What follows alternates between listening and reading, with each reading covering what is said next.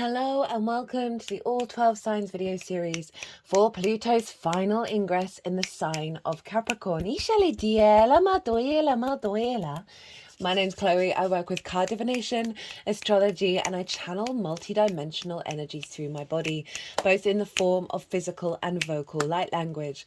This brings in healing, attunement, and activation codes to the messages that come through in these readings. I am reading for Aquarius in this, so let us begin. So Aquarius rising, how you doing, guys? So for those of you, I read for the rising signs in terms of the astrology. So for those of you who don't have Aquarius in the first house, look to the house that it does fall in your natal chart. Look to the themes of that house, and you want to apply those themes along with all the other meaning you've got going on in the sign of Aquarius to the messages that come through in these readings. It will be as if that Aquarius energy, wherever it falls in your natal chart, is now energetically moved to the first house. So the astrology for the rising sign will still link in. You just got to add on your own natal chart meaning on top of it. Now, before I begin, just want to let you know there is a competition going on right now. There are 3 readings up for grabs. Oh, this is interesting, Aquarius. So I've done 2 other readings today. And the cards and the other cards, the cards for the other readings were really struggling to get out, and those just flew out. So there's obviously Pluto's still in your sign, Aquarius. We're not quite there yet, so it's an interesting observation that there's a fluidity that's coming through with the energy, because obviously it's going to move back into your sign, Aquarius. What was I saying? Yeah, competition. So that's out at the moment. So there's going to be 3 piles. The first pile is, what is the most integrated, expansive intention of this Plutonian transit into the sign of Capricorn for you? So like what's the high vibe? And so we can then apply that to other, what's going on in our lives, the good, the bad, the beautiful, the ugly, the challenges, and the flow, right? So finding the inner wisdom behind all of those scenarios that may show up in your life. I've done an oracle reading where I read all these beautiful oracle cards. The message was phenomenal.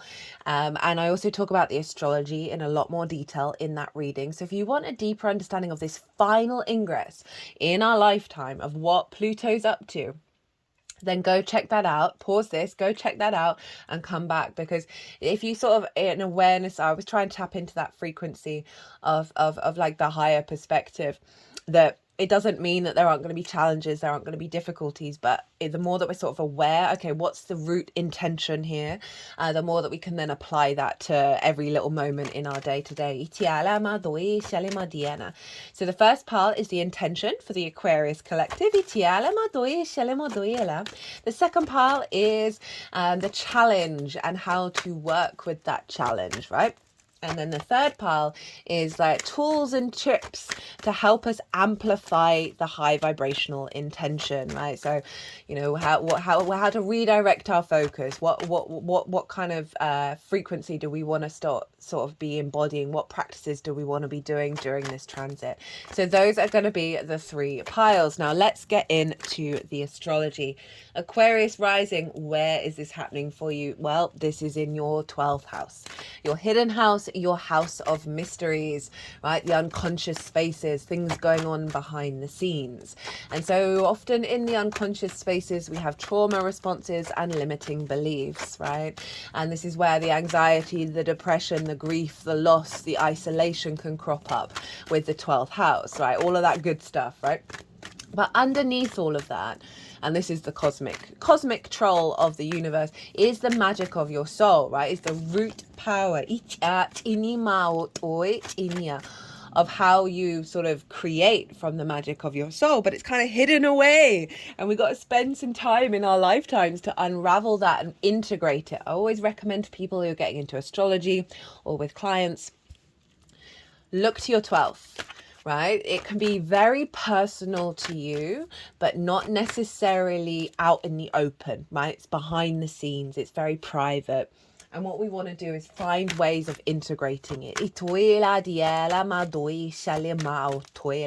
out in other areas, right? We want to pull that 12th house out into the rest of the chart. Because it can feel a bit uncomfortable, because it can feel out of reach while also being deeply personal. And so that is the magic of the 12th. And so Pluto's making its final ingress into the 12th house. You've obviously been having this going on since 2008, sort of a recalibration of your unconscious spaces, a realignment of your commitment to the magic of your soul, right? Pluto represents the cycles of life, death, and rebirth, right? And that can bring up a distorted power dynamics when we preference one part of that cycle, right? When we're sort of neutral to the unfolding, the evolutionary expansion, then that's when we step into a sense of our root id power, our true id power.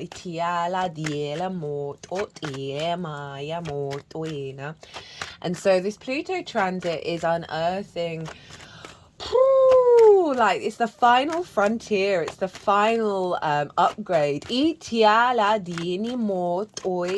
you being very in command, in control of those unconscious responses, you unearthing a new layer of the magic of your soul.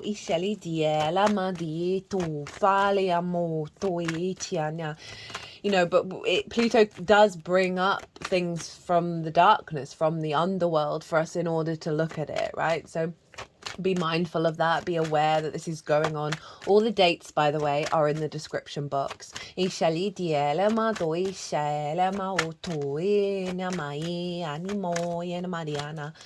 And it's making harmonious aspects to Neptune and Uranus, the three outer planets that are not visible to the naked eye. They are more linked into the Milky Way, to the center of the universe, more galactic energy, more archetypal eon type energy. Like big energy, right? And they're making harmonious aspects with one another. This is wild. This is so wild. I cannot get over it. Talk about it in the oracle reading in more detail. That they're all retrograde as well. And it really is, in a nutshell, recalibrating our perception of our reality and the power in which we have in order to create our unique path. That's kind of like the collective nutshell of transcending perception around consciousness, and therefore how do we create in the world. Because I see retrogrades, yes, it's sort of going over old territory. It's bringing depth and nuance and reflection on things from the past, but at the same time I also see that retrograde is more of an inner yin redirection, a recalibration internally, rather than seeing it manifest externally. Now Neptune is over in your second house of your skills and your tools. It's your resources, the second house. Your skills and your tools of how you manifest in the world and bring in regular income. It's the things that you value and how you value yourself. And so we've got that Piscean energy there with Neptune, who is also retrograde, sextiling Pluto. So that sextile energy aspect of Venus. Excuse me. Venus wants us to connect, find appreciation and value, a sense of harmony between these two energies, and therefore creativity, right? So it's a birthing of ideas, of creation energy, through the sense of appreciation and value and love of your 12th house, your hidden house, your house of mysteries, those unconscious responses, the magic of your soul with your skills and your tools and how you value yourself. So this is a two-pronged effect of Neptune being retrograde. Neptune is the great mystic. It is the empathetic, all connective energy of source, of all the dimensions, all the frequencies. It's this it has the capacity of bringing different realities in and perceptions into our own space. And it's retrograde, so it's I find with the Neptune retrograde we see like the veil gets lifted, the delusions become you're more aware of the delusions and of what isn't real. And for me, this Neptune retrograde is all about being in full awareness of the magical reality that we exist in. And it's going to pull down old dogmas and structures, same with Pluto, that have blocked your capacity to create from the magic of your soul with the skills and tools that you have, for you to value yourself truly, madly, deeply, and know that the power within you to create in the 3D comes from a very deep rooted primal space that is unfolding with this. It's about stepping into your own power and seeing the truth of your capacity to manifest. Now it can bring up the opposite of that, because it all often when we have these big, and this is honestly the alignment here with Uranus as well is wild. So it's going to be bringing up a lot of bigger long-term collective archetypal stuff, because that's bubbling to the surface, because they're rejigging, right? They're re-evaluating and recalibrating.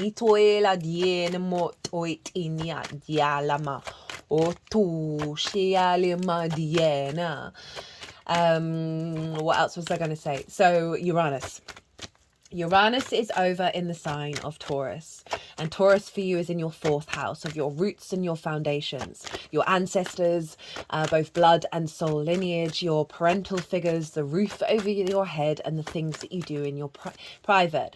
This is your root system, right? This is the foundations in which you build in the world. This very internal private space. Uranus has been there for quite some time. I've seen you being highly independent, as seeking a desire of a liberation from old wounds around ancestors. Uranus is the path clearer, the breaker of chains. It wants you to be confident and comfortable walking your unique path, and can be very disruptive when we don't necessarily have the capacity to do that ourselves. It can disrupt our environment in order to recalibrate the frequency to that truth. It's very inventive, it's very future thinking. Now what I love about this combination is that Pluto and Neptune are in collective signs, earth and water. It's all very yin, right? Aquarius, you're an air rising sign, you're a yang rising sign, so it's more like the desire to take action. This is calling for the unfolding, right? The vision that I've been getting with the readings is this lotus flower unfolding, right? The petals.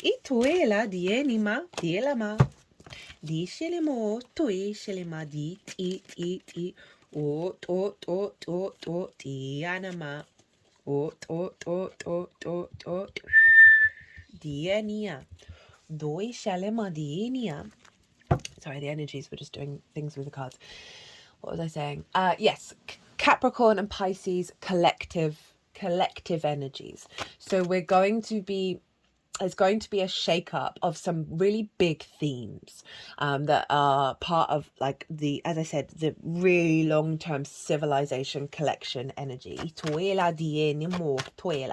around the physical body and the emotional body, and the limitations that we've had with that. Now Taurus is our personal connection to the earth, right? Our 3D individual experience. And so I love that the Uranus energy is helping us pull us into the future of, okay, what is the wound? What is the wisdom? Recalibrating all of that, the power of it, the power of your new reality into this new frequency of where you're headed with your life purpose. In that Taurus energy. So the trine with Pluto and Uranus, ruled by Jupiter. So fellow earth sign, so they've got things in common, so there's a really easy transference of energy. And so trines bring elevation, they bring depth, they bring wisdom, they bring a sense of a knowing, and then with that knowing brings a confidence, and with that confidence often we have a flow, a sense of abundance, a sense of luck and opportunities. So with Uranus being in the 4th of your home, right, your private life, I could see sudden revelations happening when you're at home, when you're meditating, whatever you're doing in that private space, that is helping you understand what Pluto's up to over in the 12th, right? So in those unconscious spaces, right?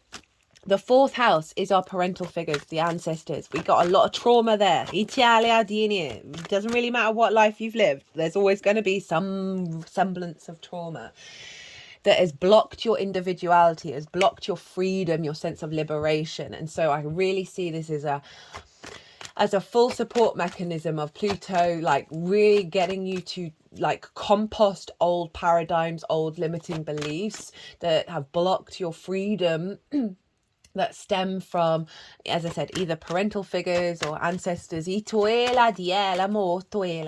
you're seeing the wisdom in it. You're seeing the reason behind it all. And it's then taking you to the next level and incorporating the capacity of a deeper sense of value of who you are, right? It's just giving a level of solidity and formation here.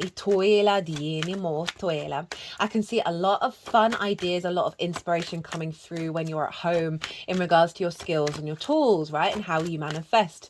It's differently with the 12th and the 4th, right? Behind the scenes and private life, there's definitely something around. You're going to get a lot of support and a lot of downloads happening when you're in those spaces. You know, we learn certain love languages from our parental figures. Right, that it can then mean that we might recreate scenarios of value that actually diminish our own value, and I can see a lot of that coming up in order to be released. But that Pluto, Neptune, Uranus energy is really establishing a powerful frequency around nurturing and bringing nutrients to your root system, that from the magic of your soul, that is helping you see more clearly around how you manifest in the world, and build from a strong foundation that is in alignment with your soul's intended timeline.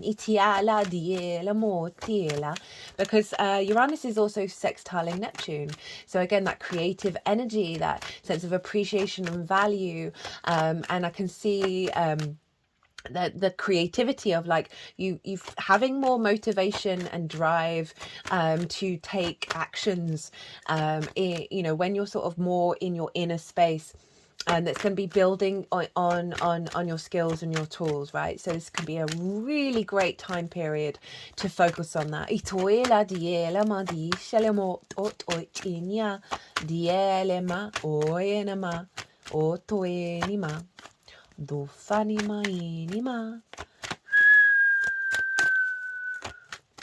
Right, we want the final card.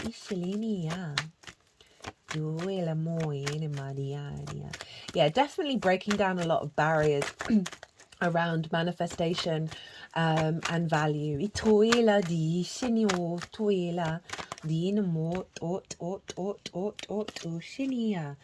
Strength at the bottom of the deck.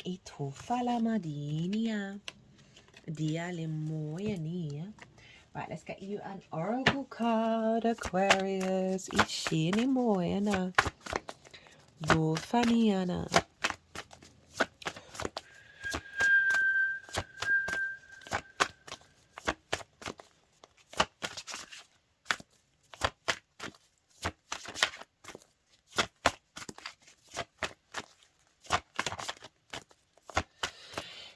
I'm just sort of softening my mind to see if any other messages want to come through, and it's just the same repeated message that Pluto is really unearthing a lot of wisdom and a lot of power in that 12th house that is setting you free of a lot of boundaries and limitations around how you associate. What does home mean to you? What does connection mean to you? What does value mean to you? Okay,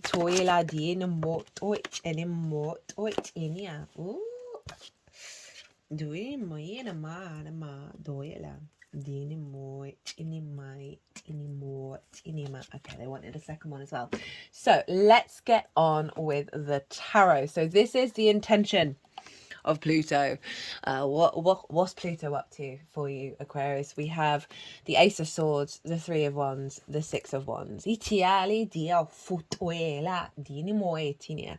is like very clear clarity of your clarity of mind, clarity of perception, of divine inspiration, of your sovereignty, like a real renewal of like in the unconscious spaces there is clarity, and there is a higher perspective going on, and a sense of sovereignty in your in those spaces. It's the beginning, it's the ace, right? So I was talking about the ancestors and our parental figures who can impact and condition us in the way that we perceive the world, and therefore how our unconscious creates reality. And it's saying a fresh new beginning, right? That's in alignment with your truth. Yeah.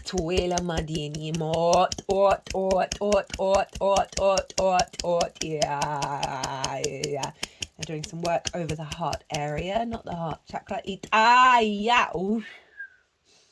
Yeah, no. Because then the Three of Wands, the Six of Wands, this is you embarking on a new journey, right? You're really embarking on a new journey where you're feeling confident about that you are showing up and doing the best that you can, right? This isn't about trying to control your environment and control how things are going to unfold. This is just a knowing within yourself. This just feels like this is activating a level of knowing yourself at such a deep level that your instincts, because fire is very instinctive, that Pluto is taking you into a new frequency where your instincts are yours. Because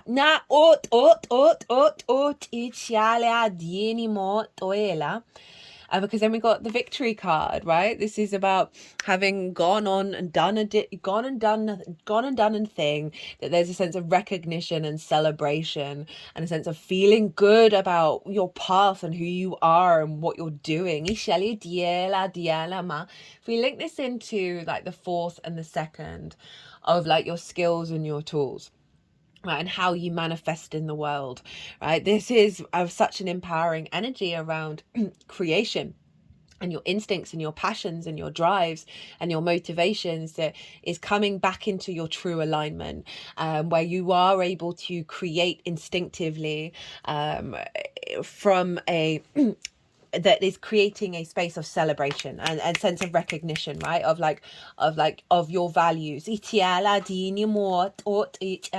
it's such a sort of very clear message there of empowerment, and through your actions, because of Pluto's helping release a lot of things in the unconscious spaces, that your instincts are more in alignment with the truth of who you are. You're feeling more confident, and it's going to take you to places where there is recognition out in the world, and a sense of celebration. So the challenge and how to work with it, we have the Wheel of Fortune in reverse, the Six of Swords, and the Hierophant. So the Wheel of Fortune in reverse is sort of highlighting that the challenge that's coming up is, right, in those unconscious spaces, is that feeling like that fate is never in your favor.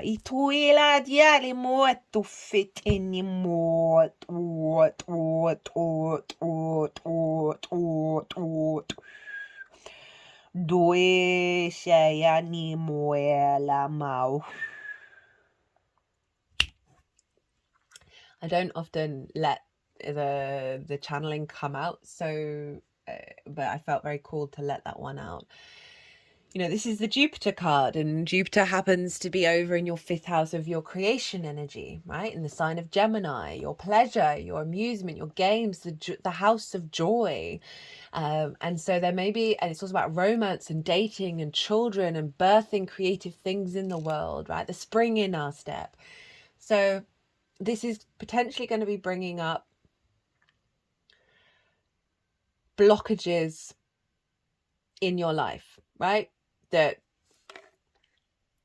have you thinking that you are not, what am I trying to say?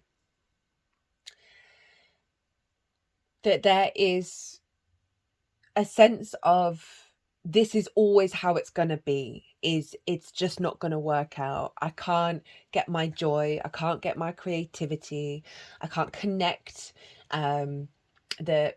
The relationships aren't going to be in flow, that my home life isn't going to be strong, that my creation energy, I can't bring it into my skills and my tools, I can't appreciate myself and value myself. It's all kind of like no, no, no, clamp, clamp, clamp down.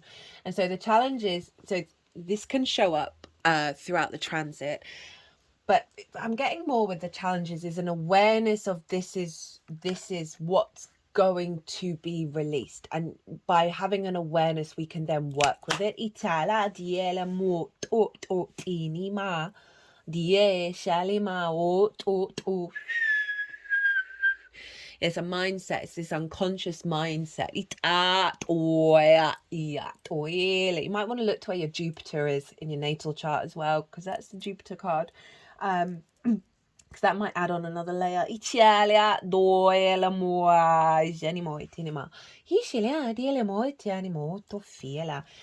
how to work with that energy. We got the Six of Swords and the Hierophant. So this is acknowledging that you are in a transition phase, right? Six is always about a movement into the next part of the cycle. And this is acknowledging that there have been difficult times, but you are now moving into calmer waters. So there's an awareness here. And with that, in this journey, in this limbo phase that we're in, because remember, everything's retrograde, so we're not necessarily going to see the manifestation of the intention until everything goes direct. It'll depend on your chart. That these figures are taking with them the core perspectives, the core understandings that they have, that are going to serve them in a landscape where they can thrive, right? So this is calling you to reflect. One, acknowledge that you're in a transitory state. That the boats might still be rocking, but you are moving to calmer waters, because as I said, this may show up in the 3D, right? You may have just with Pluto being in the 12th, you may feel a heavy bout of like fate is not on your side. That could come up in depression, right? Okay, in various forms. And this is saying, hold the line, acknowledge that this will pass, and think about, okay, what frequencies, what ideas, what perceptions are going to, would I work with if I was in a, if everything was working in my favor? What do I want? How do I want to perceive the world?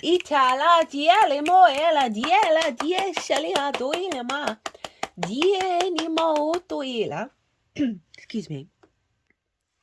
Because we've got the Hierophant with this. This is Taurus.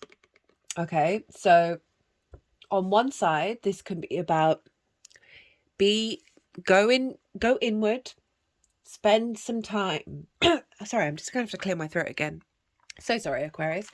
That this about spending time in private, in your home space, in a space of safety, reflecting on all of these things, reflecting on your inner wisdom, a level of commitment to the long term, right? Because this is about kind of like structures that have been around for a while as well. You know, the Hierophant is all about the embodied wisdom of being your own guru, and getting and honoring your own experience, and honoring the difficulties and the journeys that you've been on, and knowing that everything has wisdom within it, right? You see this hand gesture, the 2 fingers up, 2 fingers down, right? So it's the benediction, it's the bridge between the heavens and the earth, the light and the dark, the night and the day, and honoring both sides of those coins, and realizing that, you know, we have to go through certain frameworks in order to really feel it in our body, the wisdom that we have learned. So there's a sense of a level of commitment to self and the wisdom journey and the almost like a vision quest that you're going to be going on, right, with that 12th fourth house component around how you value yourself and your skills and your tools. I can also see this as you redirecting and spending time at home, focusing on bringing the magic into your skills and tools as well. So there's the double side of it, of to understanding that yes, there may be a weight, there may be a heaviness, there may be situations that show that wheel of fortune is in reverse. But with the Hierophant showing up, it's saying there is a deeper wisdom beyond that. We have strength and the star, hello Aquarius, at the bottom of the deck. And this is all about love and kindness. This is about honoring your instinctive and higher mind together, showing yourself vulnerability, treating yourself with kindness, and being vulnerable. Right, being vulnerable, and through that strength is going to come out, right? And being awareness of your vulnerability, of the wounds that you may be feeling, and know that this is part of the building of the strength and courage within yourself by allowing yourself that space. This is your 7th house of the other. And that can be business partners, friends, romance source, like proper hardcore committed dynamics in your life. So this is about an elevation of any limiting beliefs around that, around connection with the other as well. Love languages, distorted, limiting. Did I just say that? That may have influenced you in your understanding of your own value and what you're capable of manifesting. How to amplify this sense of full empowerment. I mean, I think you're the sign. I think everyone else is that words. Just good cards. Okay, so how to work with this energy? We've got the 5 of Pentacles. We have Judgment, which is Pluto's card, and the Lovers, which is Gemini, which is what I was talking about with Jupiter. So this is highlighting an understanding of your of moving through a scarcity mindset, of feeling left out in the cold, run down, isolated. It's like a framework, a habit, a habitual habit in the 3D.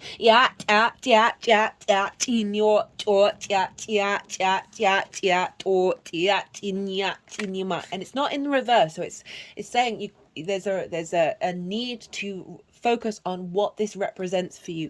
Oh, my whole body's just doing really weird things by the now. I just had a big energy release at that one. Oh, because with Judgment and the Lovers, with this combination, Judgment's about a level of ascension, right? You see the dead here. They are being raised up. And so this can be old versions of self, as well as the ancestors, past life energy, where there's been some entangled, stuck, stagnant energy. The Judgment card is all about bringing in a frequency of perspective. So those old versions of self, those, however you're resonating in terms of like ancestors and past life stuff, that there's a sense of elevation here that's going on by being in really loving kindness, mindfulness of what this 5 of Pentacles means for you. Because the Judgment card is saying, when you are in this space, you're going to come into a state of elevation that's releasing this. There's a lot of old wounds that are coming up during this cycle, and they are going to be elevated to a higher perspective, right? Of like really zoom out and have sort of integrated judgment around the understanding of this may have been your past reality, but that there are new possibilities, because we have the Lovers, and this is all about making the right decisions for yourself at really important junctions through a level of integration, right, of the masculine, feminine, and spirit. This is also the Gemini energy. So there's something around being playful, getting creative and curious, trying different things, being in awareness that there are new possibilities coming in.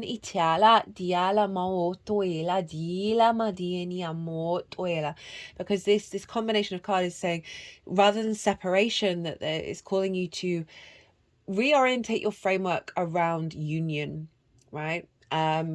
Even if it's in a situation where there has been separation, try and find how it's brought you into a state of union.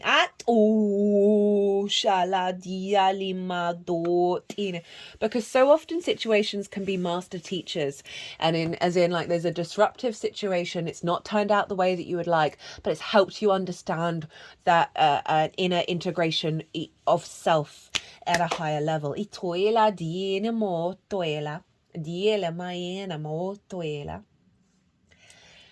there anything else I want to say about that Lover's card? You know, that, you know, if thinking of the strength of Leo, of sort of romantic relationships, as I said, parental figures, wounds around that with Uranus in the 4th, Pluto in the 12th, that there's going to be, if you're opening up the space to contemplate, okay, I'm behaving in this way because my parents used to do that. The more you're sort of in an observer mode with that, with the Judgment card, the more you're going to get more into a state of union that's right for you.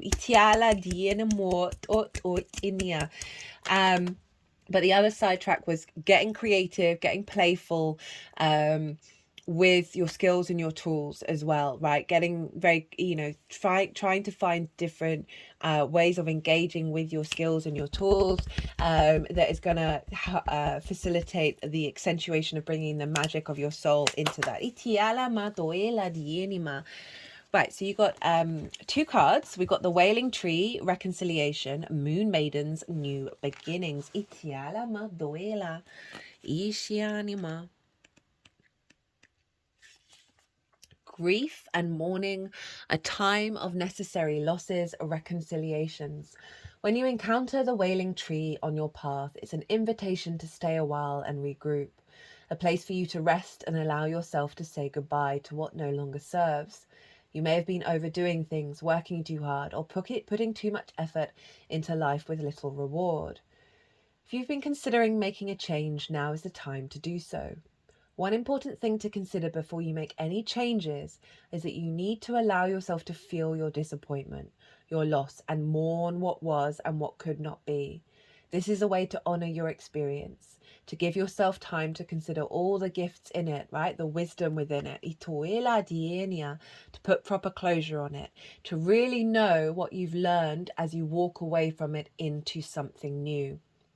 Even in the perception of failure, there is much good to be discovered. However, skipping this, going back to that 5 of Pentacles as well, even if the perception of failure, there is much good to be discovered. However, skipping the stages of loss doesn't get you to reconciliation any faster. In fact, you will discover that you will have to come back at some point, so do it all now. Look at all squarely and honestly and say, stay with your feelings. That is both of these piles. That's quite phenomenal. It's been quite a common theme actually throughout all the readings, and you're the last reading, of it basically saying we've got to take a long hard look in the mirror, and we're being grounded and emotionally supported to have the maturity and the sovereignty to do so. Woo! Life is not either or, it's both and, this and that. So as you dive in and process this, allow it to become a temporary travel companion on your journey. The feelings that this will bring to the surface will be challenging for sure, yet like all things, they will pass soon enough and you will be more enriched by the experience.